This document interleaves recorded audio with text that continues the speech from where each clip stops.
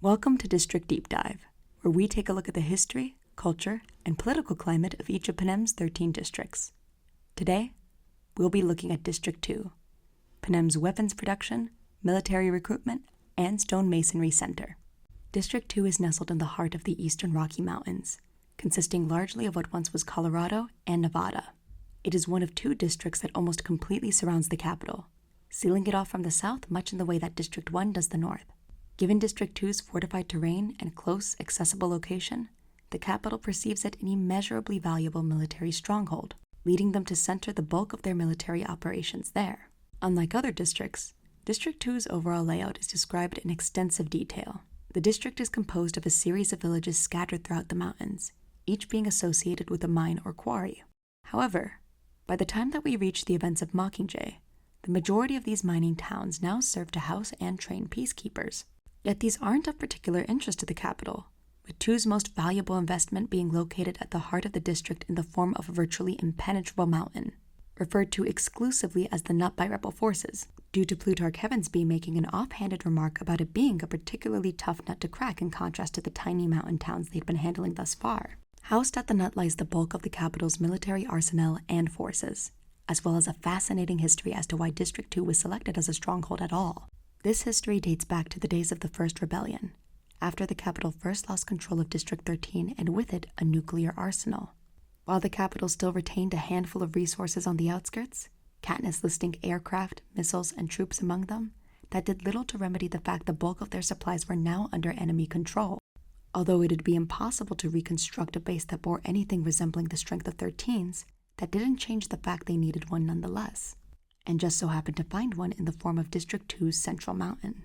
While the mountain appeared to be rather bland on the surface, harboring a handful of entrances and exits, on the interior lay elaborately constructed, large, cavernous spaces that marked the spots where stone slabs had once been mined and meticulously extracted, there even being a train to easily transport stone miners to and fro. Although harboring a plethora of faults, being prone to avalanches, floods, and earthquakes, the Nut proved a formidable natural fortress, making it an ideal base to host military forces. All it took was a matter of reinforcing the stone walls and pillars already previously carved out to support the new infrastructure, with them widening exits for hovercraft, installing missiles, and carving out barracks. However, any large military base needs a large population of people to man it, and what better recruiting pool than the people native to District 2? The Nut's creation more likely than not led to large pools of District 2 citizens being educated to man it and enlist within the Peacekeeper Corps. Yet although there's a significant chunk of District 2 citizenry that work directly within the capital's military forces, there's still a prominent stonecutter population, heavily implied to be the most impoverished members of the district. The stonecutters' existence alludes to a powerful yet subtle class system, with there being implications they operate out of a District 2 equivalent of District 12's seam. Although such a seam is never directly shown, it's not difficult to imagine when taking a look at District 2's established architecture, with seemingly every prominent building being carved of stone and marble in a manner that is clearly intended to evoke a sense of strength, whereas the more smog-filled regions are likely where the impoverished reside. These stonecutters are also described as comprising the bulk of District 2's resistance movement, providing a powerful reminder the district is not strictly comprised of capital loyalists. In reference to the social class system, we can cleanly divide the citizens of District 2 into two groups: impoverished stonecutters that have to rely on grueling physical labor and stagnant wages, and military workers like peacekeepers, who, in the eyes of the stonecutters, have been conferred a far greater degree of benefits by comparison. Whatever resources they previously had access to are often reallocated to the peacekeeper class, with numerous former mountain towns being transformed in order to meet their training and boarding needs.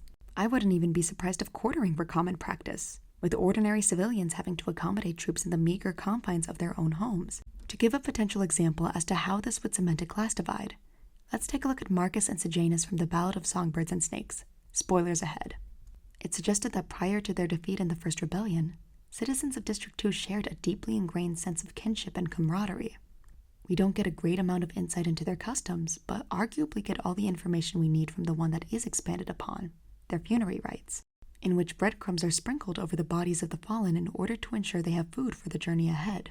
While Snow scornfully remarks about what a borderline archaic and wasteful tradition this seems, "Oh no, he starved to death. Somebody get the bread!"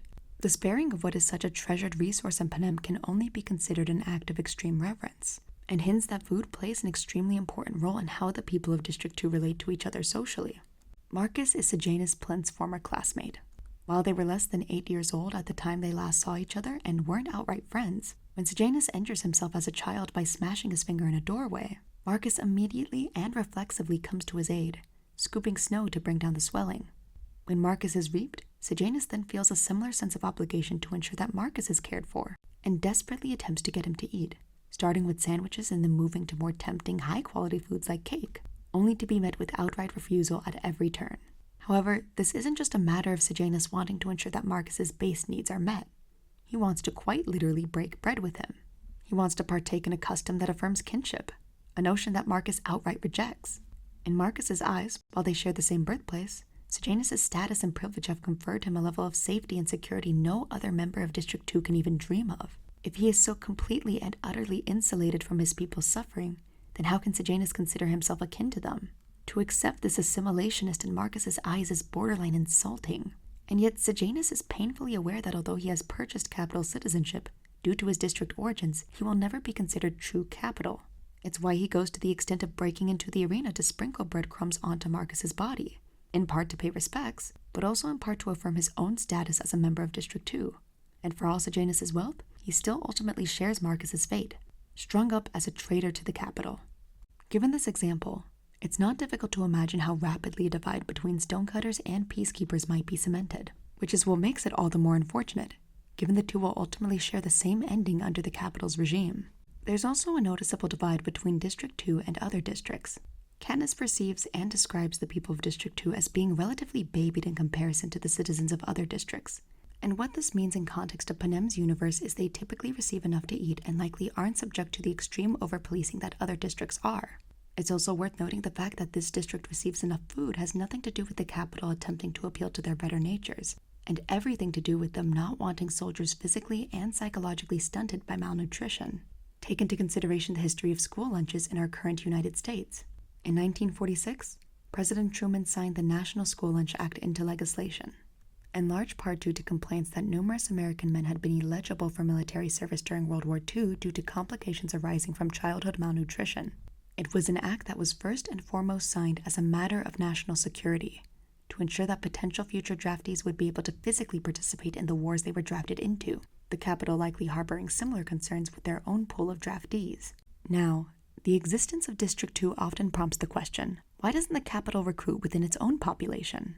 And the answer is that elite capital families don't want to subject themselves to the hard physical labor that peacekeepers must perform within the districts. Although there are still a handful of capital peacekeepers, they are typically recruited either as a means of forgiving debts or escaping extreme punishment, with few willingly resigning themselves to a 20-year serving period. However, interestingly enough, although District 2 comprises the bulk of the capital's military forces, they are not allowed to lead their own forces under any circumstances. In order to become a peacekeeper officer, one has to take the officer candidate test, which one can only take in the event they've graduated from a secondary school such as the academy, requiring a level of educational experience that is impossible to attain within the district.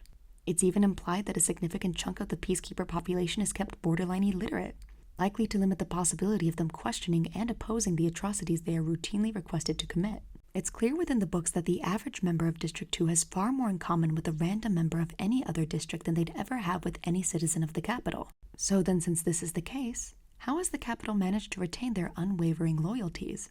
We can assume they employ similar propaganda tactics to the ones that we observe in District 1, but I believe there's also a high likelihood the capital pushes messaging within District 2 that tells them that they, uniquely, are unlike the savages that make up the other 11. Citizens of District 2 are likely reared to believe they are the civilized, disciplined warrior class, destined to cut down the animals that reside within the remaining 11 districts. If you can systemically and successfully strip the humanity from a group of people, you can justify essentially any atrocity committed against them, a phenomenon we see reflected within District 2 both in and out of the games. Take a look at how District 2 careers generally conduct themselves within the games. They are visibly delighted at the prospect of finally being able to authentically hunt other tributes. There is this notable disconnect between their actions and the humanity of the people that suffer them, to the extent that Clove is able to rejoice in the killing of a 12-year-old girl. To these careers, this is right and just, the fitting punishment for a group of brutes that ungratefully bit the hands that fed them. It's this exact same mindset that allows them to enact such extreme punishments on civilians for such minute crimes.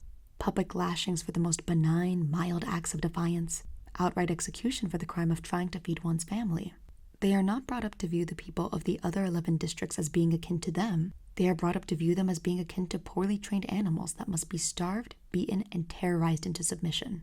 They, as members of District 2, are the ones that are most akin to the capital, which is why they are the ones that are tasked with driving the remaining districts into submission, a sentiment that is reflected even in things as small as their naming conventions, with citizens of District 2 often sharing the Roman names many of the capital do. It's worth noting the majority of District 2 doesn't seem to take into consideration how these roles strip them of their humanity as well, both in the eyes of the capital and of the other districts. To the other districts, the citizens of District 2 are ironically the bloodthirsty, brutish animals they believe everyone but themselves to be.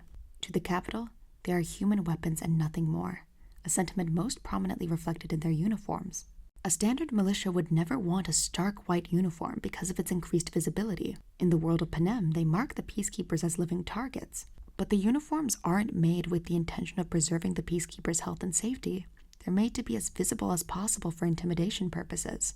It doesn't matter whether many or any are injured by this choice, because in the capital's eyes, citizens of District 2 are little more than faceless, expendable weapons of war. The final practice the capital has employed to cultivate a strong us versus them mentality within District 2 is exploiting the strong sense of community that already existed within the district. While members of 2 are often hostile to members of any other district, they are notably extremely loyal to their own peers. Even a tribute as initially unrepentingly violent as Cato was visibly distraught by the death of his partner. It's not difficult to imagine the capital elite would then heavily encourage the idea that the only people worthy of aligning yourself alongside came from your district, and on a further level, your class. Yet there's still one more factor that Katniss acknowledges as heavily shaping District 2's eagerness to partake in the games, and that is the fact there is no class mobility within their district. The Hunger Games present a rare and elusive opportunity to attain a level of status and wealth that would be functionally impossible to attain any other way. And since this is a culture that deifies wealth, it presents a tremendous and tempting appeal. After all, District 2 is the only district that has ever had a family wealthy enough to literally buy its way into capital society, with exorbitant wealth being framed as the tool needed to ascend beyond a district status. And what could be more appealing to a district raised to violently hate the district born for just that?